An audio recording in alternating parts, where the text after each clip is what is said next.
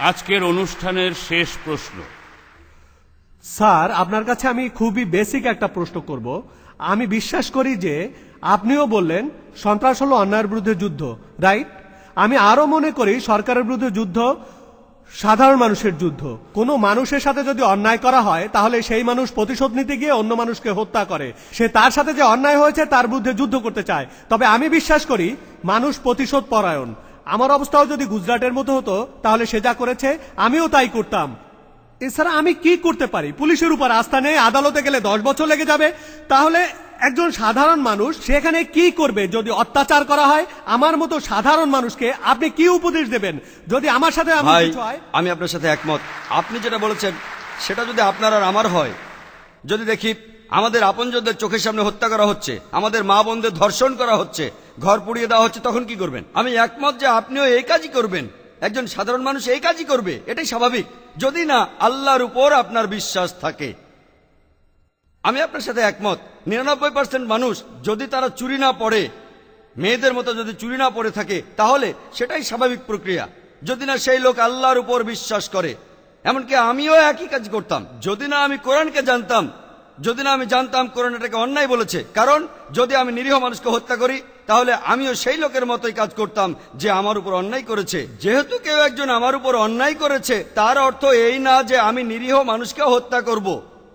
কেউ আমার ঘরে ডাকাতি করলে আমি আরেকজনের ঘরে ডাকাতি করতে পারি না। যদি আমি অপরাধীকে ধরতে পারি আর প্রমাণ করে শাস্তি দিই আলাদা কথা, কিন্তু আমি নিরীহ মানুষকে হত্যা করতে পারি না। কোরআন এই কথাই বলছে যে নিরীহ মানুষকে আপনি হত্যা করতে পারেন না। যেহেতু আমি কোরআনের কথা জানি, আমি এই উপায়ে প্রতিশোধ নেব না। আমি প্রমাণ জোগাড় করার চেষ্টা করব, আমি সরকারকে বোঝানোর চেষ্টা করব। যদি তারপরও সে ছাড়া পায় আমি কি করব? এই সন্ত্রাসী আক্রমণগুলোর জন্য যে লোকগুলো দায়ী, হতে পারে গুজরাটে বা বোম্বে রায়ট, অথবা পলিটিশিয়ানরা, হতে পারে পুলিশ, অথবা যারা মারা গেছে, অথবা যে লোকগুলো বোমা ফাটিয়েছে, যদি এই পৃথিবীতে তাদের বিচার না হয়, রোজ কিয়ামতের দিন আল্লাহ তাদের শাস্তি দেবেনি।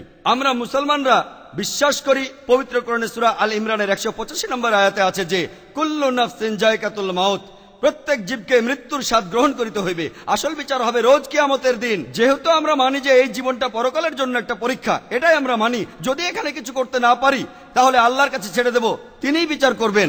কিয়ামতের দিন আল্লাহ তাদের অবশ্যই শাস্তি দেবেন। যদি আমরা আজকে হিটলারকে ধরি, তাকে আপনি কি শাস্তি দেবেন? 60 লক্ষ মানুষ হত্যা, তাকে কি শাস্তি দেবেন? তাকে একবার মারতে পারেন, বাকি 59,99,999 জন লোকের কি হবে?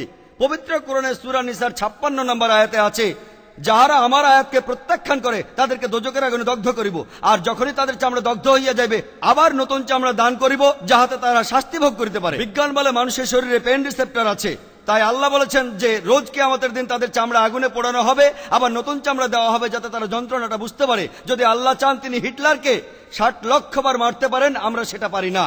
তাই আমরা এই বিচারের ভার আল্লাহর উপর ছেড়ে দেব, সর্বশক্তিমান আল্লাহর কাছে। আমাদের সবাইকে এখানে উপস্থিত থাকার জন্য ধন্যবাদ। আমাদের কাছে ডক্টর জাকিরের উদ্দেশ্যে অনেক প্রশ্ন এসেছে। এমন প্রশ্ন ছিল যে ইসলামের প্রসার তরবারি দিয়ে হয়েছে কিনা, জিহাদ আর সন্ত্রাস, এমন অনেক প্রশ্ন। ইনশাআল্লাহ ভবিষ্যতে আমরা এইসব প্রশ্নের উত্তর ডক্টর জাকিরের মুখে শুনতে পাবো। জাযাকাল্লাহ খায়ের।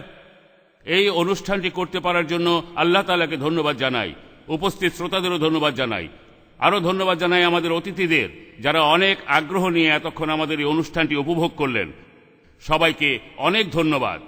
জাযাকাল্লাহ খায়ের। আসসালামু আলাইকুম।